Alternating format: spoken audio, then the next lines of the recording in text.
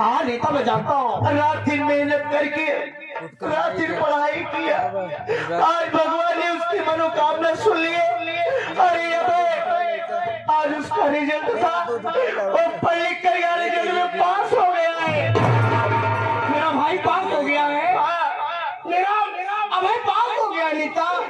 स्वामी जी आप खुश हो गए ना? अरे खुशी की बात है, सुनने के बाद मेरी मेहनत रंग लाई और मेरा भाई कामयाब हो गया नेता। सुनने के बाद मैं भी खुश हो गई।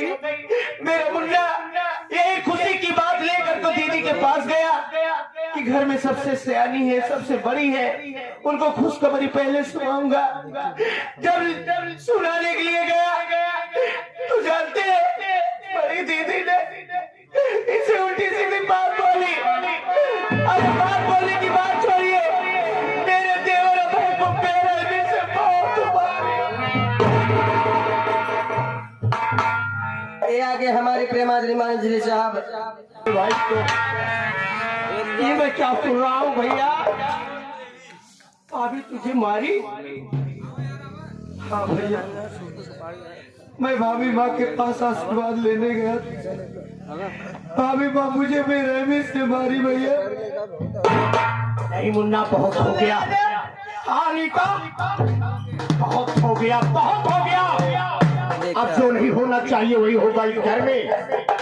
मैं सोचता था कि मेरी भाभी विधवा है, गांव देश मुझे ही कुछ कहेगा अगर भाभी को बोलूंगा। ये आगे आप प्रमोद प्रेमी एडवोकेट आज फैसला होकर रह जाए नेता। बहुत बर्दाश्त कर लिया है।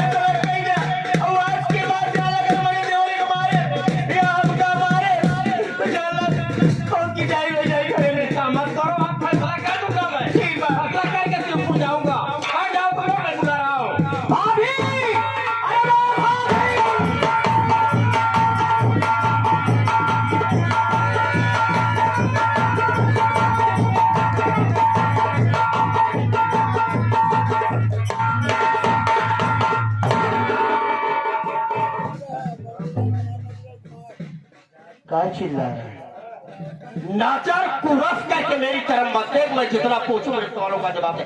कहाँ है ये? मेरे पास तो।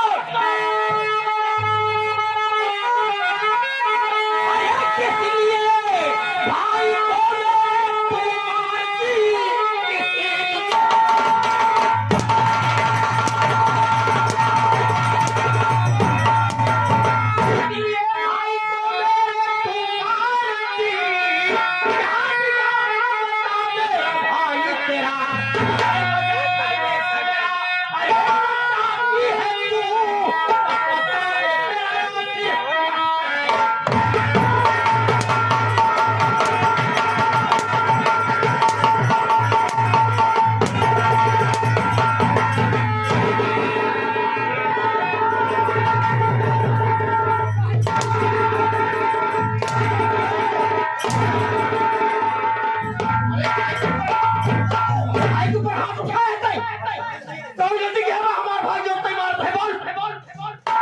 बोले भाई के औलाद की तरह हम लोग सेवा परवरिश करें।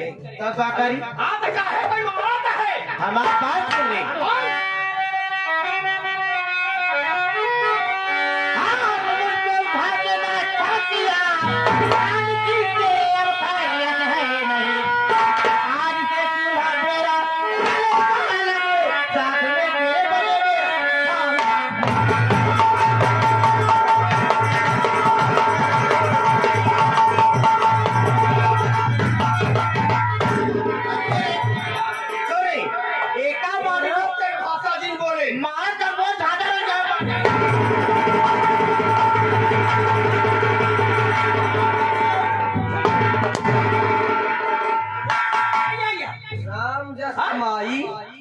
तू जवान भर गई है ना, मार मार तो हाथ फाट डालूंगा सब जगह। हम सोचत रहे कि हमारा परिवार फग जाए, ये बिठवा हैरान है, लेकिन ये साड़ा दिखा दे बिल्कुल साड़।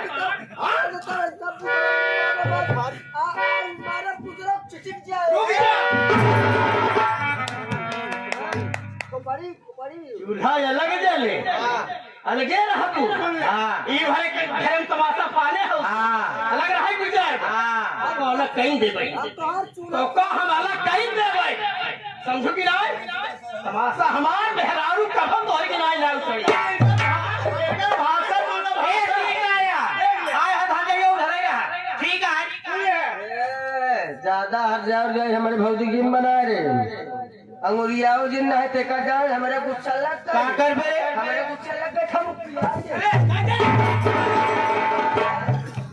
बहुत आई दे प्रजा ये हमारे आप प्रजापति एडवोकेट हैं प्रमोद प्रजापति एडवोकेट कहा है और हमारे अनिल नेता भाई है दोनों जने मिल के 21 रुपये देन है चूल्हा अलग कर दिया है अगर आज तो हमारे सबके सामने अलग हो दिया है ढेर से ज्यादा नखरा करें तो हम लोग आओ बन के किया तोरे खिया ही एडवोकेट है अगर ज्यादा इधर उधर करबू तेका जान ले तोरे चूल्हा में अपन लकड़ी डाल के तो हाथ चूल्हा में फोड़ देंगे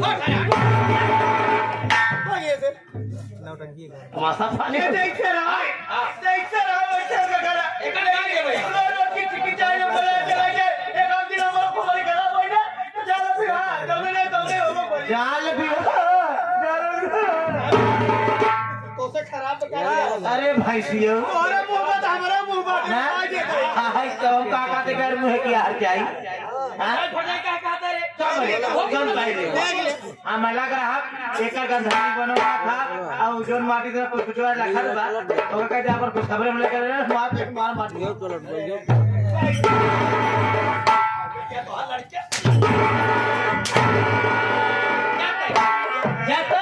तो का अलग कहिए हम गांव देख के 4-6 जने के बोला के इकट्ठा कहिए एक रिश्ता निभाना भाई अलग कहिए नहीं तो मसला बताए कि क्या बता रही हां छोटा समाज के करे कहती जाए हम का आ गए हम बहुत दूर रह जाए ते आपका छोटा सब सामान को बोल कर चाहिए तो ठीक है बाटा ना जब वो आ जाइए वो बैठी यहां पे पानी आवाज सामान कल छुला तोहरे में कहती जाए देख लेना इसे नहीं रहता कि चाहे करल करे तू चिंता जिन करा मुका लड़के जेब ने सवेरे से बाद पेट बहुत ज्यादा है पेट रास्ता जाता 8 महीने बीत गया अरे आखिरी महीने चल गया तुम को इतना जोर अब लोग हो गए चला भैया अस्पताल समझाई ना अस्पताल से ले चला है हमारे बाटवाड़ा लिया चला भौजी के तीनों जने मिल के ले चली भौजी पहली बेली हॉस्पिटल का आती हो का बेली बगली लेके लेकर हम तो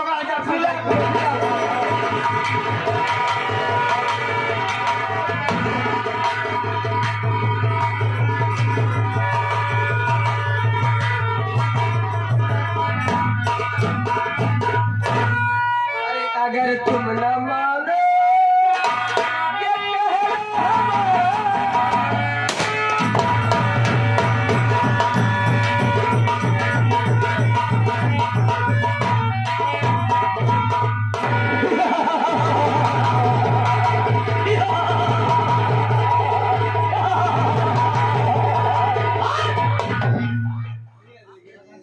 अरे अच्छा किया तुमने लायक बढ़ा दिया अरे अच्छा किया तूने लायक बढ़ा दिया और तेरे ही कारनामों ने मुझे डाकू बना दिया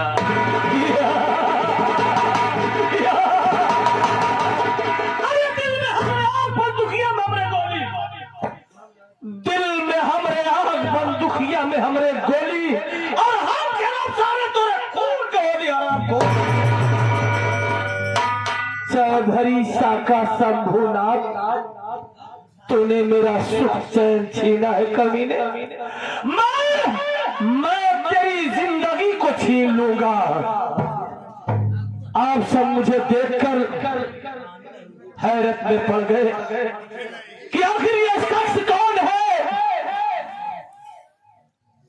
बाबू मुझे पहचानिए अरे मैं कोई गैर नहीं कभी आपके घर मजदूरी किया करता था आपके घर का काम किया करता था आप मुझे मजदूरी देते थे मैं वही गरीब इंसान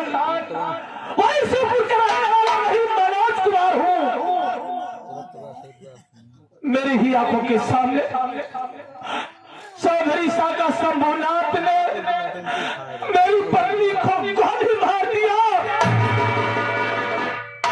और मैं देखता रह गया, कुछ नहीं कर पाया। यहाँ तक कि हरामखोर खून का झूठा आरोप मुझ पर लगवाकर मुझे गिरफ्तार करवा दिया। जब हाथों में हथकड़ी लगी मुझे जेल भेज दिया गया। 7 साल की हमारी सजा हुई। 7 साल का दिन काटने के बाद, 7 साल की सजा काटने के बाद जब अपने गांव वापस आया, शिवपुर अपनी बहन की तलाश करने लगा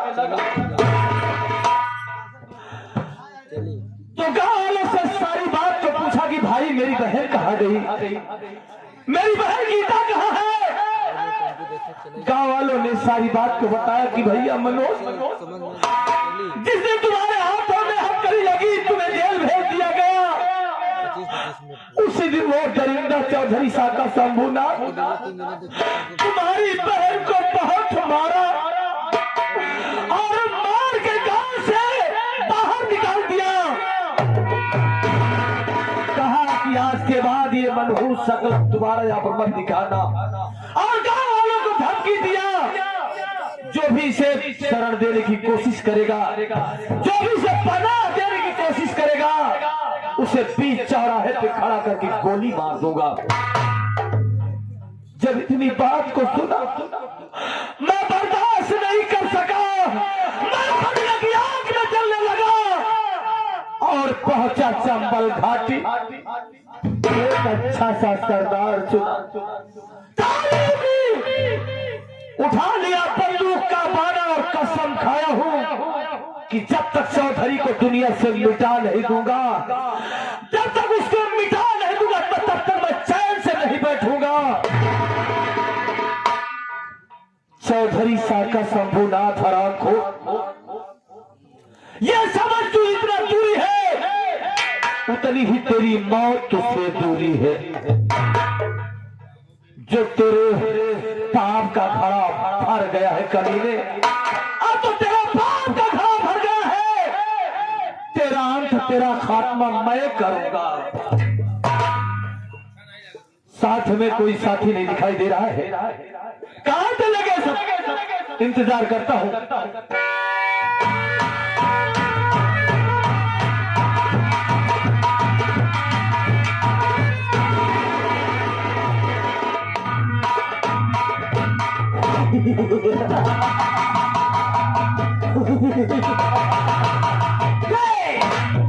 कसम भोलेनाथ की चूनी में नूना मिलाए क्या, जमाना हमसे, हम जमाने से नहीं। गुर्रा के ऐसे, गुर्रा के ऐसे तो आंखें निकाल लो और उड़ते हुए जहाज का पंखा उछाल लो।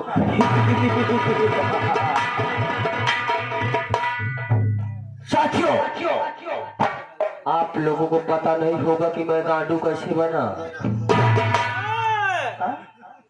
डाकू, आप लोगों को पता नहीं होगा कि मैं डाकू कैसे बना। मैं डाकू बना नहीं, बनाया गया हूँ और दिल्ली से जबरदस्ती बुलाया गया हूँ। मेरी बातों पर गौर करिएगा साथियों। मेरे भी एक दर्द भरी कहानी है। मेरा भी एक हंसता खेलता परिवार था। मेरे परिवार में एक अंडू बुकरा था। उसी अंडू बुकरे से मेरे परिवार का खर्च चलता था। कोई भी गांव का व्यक्ति अपनी बुकरिया लेकर आता था तो 200 रुपया और 2 किलो गेहूं देकर जाता था। एक दिन साला चौधरी हमारे दरवाजे पर, उसकी नजर मेरे अंडू बुकरे के ऊपर पड़ गई। वो साला मेरा अंडू बुकरा उठा ले गया। मैं कहीं गया हुआ था। जब घर पर आया तो हमारी मेहरिया ने बताया अपना अंडू बुकरा चौधरी उठा ले गया है। इतना सुनते ही मुझे गुस्सा आया। मैं चौधरी की हवेली पर पहुंच गया और वहां से आवाज लगाए, चौधरी भोसड़ी वाले। मेरा अंडू बुखारा लौटा दे। चौधरी न आओ देखा न ताओ, निकाला जूता, मुझे 10-20 जूता मार दिया। मैं थका था, कुछ नहीं कर पाया। वहां से घर को वापिस चला आया। जब घर पर आया तो हमारी मेहरिया ने पूछा अपना अंडू बुखारा मिला। मैं जब उसे रो कर बताने लगा कि मुझे मार पड़ी, मार के सिवाय बुखारा नहीं मिला। सुनते उसने कहा तुम्हारी जिंदगी में धिक्कार है, धिक्कार है। उसने कहा तुम्हारी जिंदगी में धिक्कार है, तुमसे कुछ नहीं हो सकता। हमारी मेहरिया ने निकाला चप्पल, 10-20 चप्पल मुझे मारा। मैं कैसे भी उससे छुड़ा पाया, वहां से भागा, भागते भागते पहुंच गया चमार की घाटियों में। चंबल घाटी में पहुंचा तो वहां पर मेरी मुलाकात डाकू माधव सिंह से हो गई। जब मैंने उनको अपनी सारी कहानी बताई तो उन्होंने पकड़ा दिया बंदूक कमाना और बोला जा बेटा तू भी अपने बदला ले ले। उसी दिन से मेरा नाम डाकू खोदन सिंह। ना तो किसी से डरता है, ना तो किसी से घबराता है, ना तलवार की धार से, ना गोलियों की बौछार से। बंदा डरता है तो सिर्फ मेहरारों की मार से। मैं किसी से नहीं डरता। हमारे नाम के हमारे गांव में इतनी बड़ी दहशत है, कोई बच्चा रोता है तो उसकी माता ये बोलती बेटा बस सो जा। तो डाकू खोदन सिंह आ गया, तेरा सारा मुंह पी जाएगा।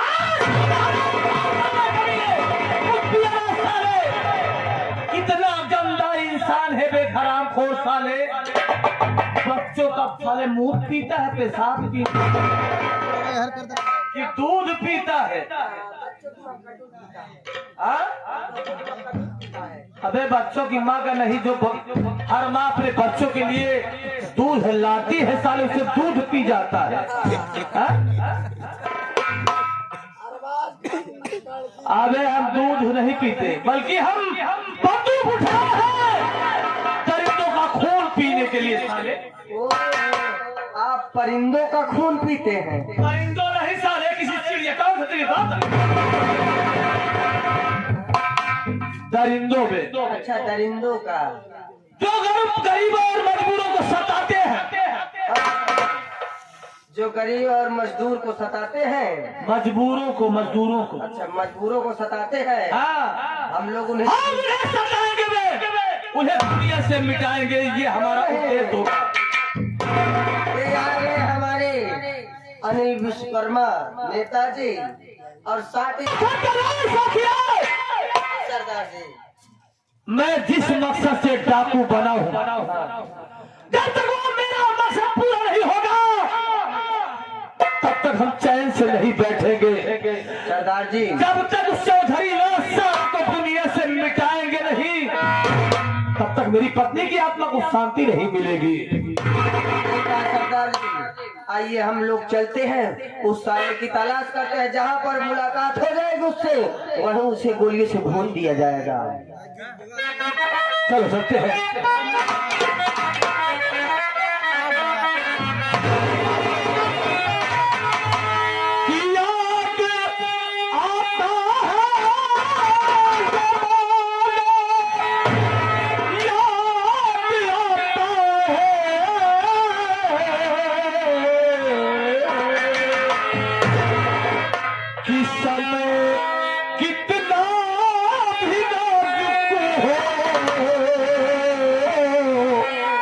ज़माना याद दिलाता